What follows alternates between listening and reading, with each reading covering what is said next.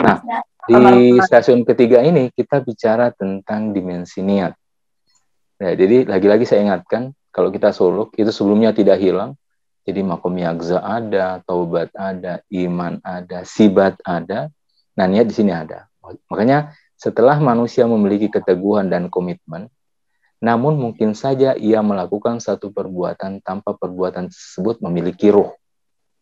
Jadi artinya kalau kita mau berteguh dan tetap di dalam ilahiyah dan kita menginginkan Tuhan memperkuat teguh itu, maka yang kita perhatikan adalah niat di dalam setiap perbuatan. Jangan sampai kita melakukan sesuatu itu tanpa ada niat. Kenapa? Karena ruh merupakan disebut dengan mukhul ibadah. Dia adalah ruh dari ibadah.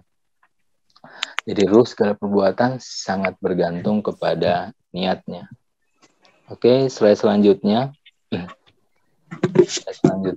Nah, karena nilai setiap orang bergantung kepada ma'rifatnya dan ma'rifat seseorang tercermin dari tujuannya. Jadi, seperti apa nilai kita itu akan terlihat dari ma'rifatnya, dan setinggi apa ma'rifat kita itu tercermin dari tujuan. Jadi, tinggi dan tidaknya ma'rifat seseorang itu terlihat dari tujuannya. Makanya suluk ini tujuannya hanya kepada ilahi. Jadi bukan yang lain.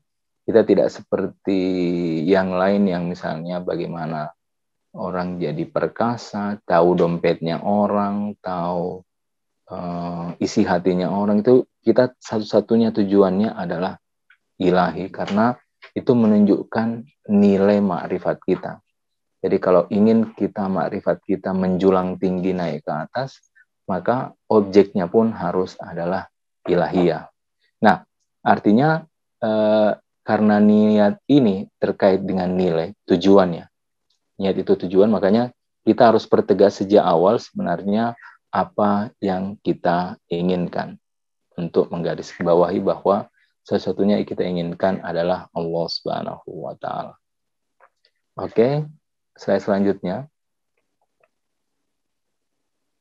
Nah, niat adalah salah satu dari amal batin manusia dan termasuk salah satu dari rezeki rohaniah manusia.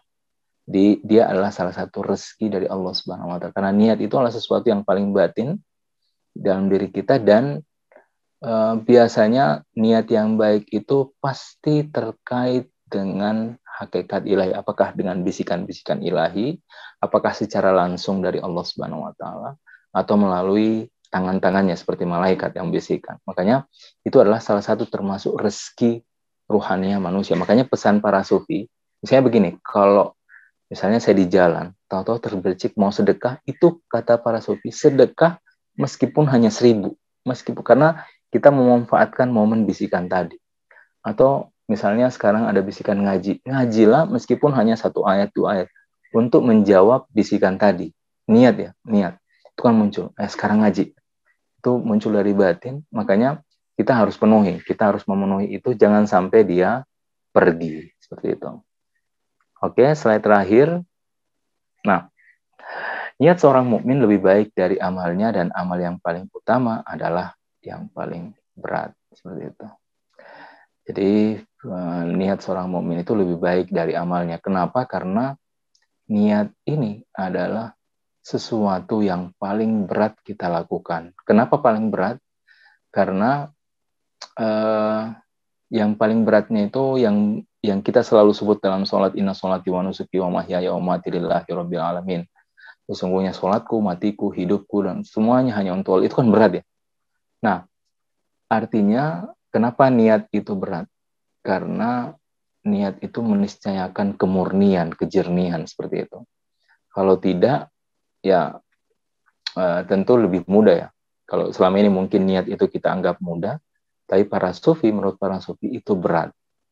Kenapa berat? Ya tadi, kita mengejar satu bentuk kejernihan dan kemurnian niat itu ternyata yang paling berat. Jadi kalau kita mengatakan hanya untuk Allah, nah kita harus mengecek ulang apakah benar atau sebenarnya ada sesuatu yang lain.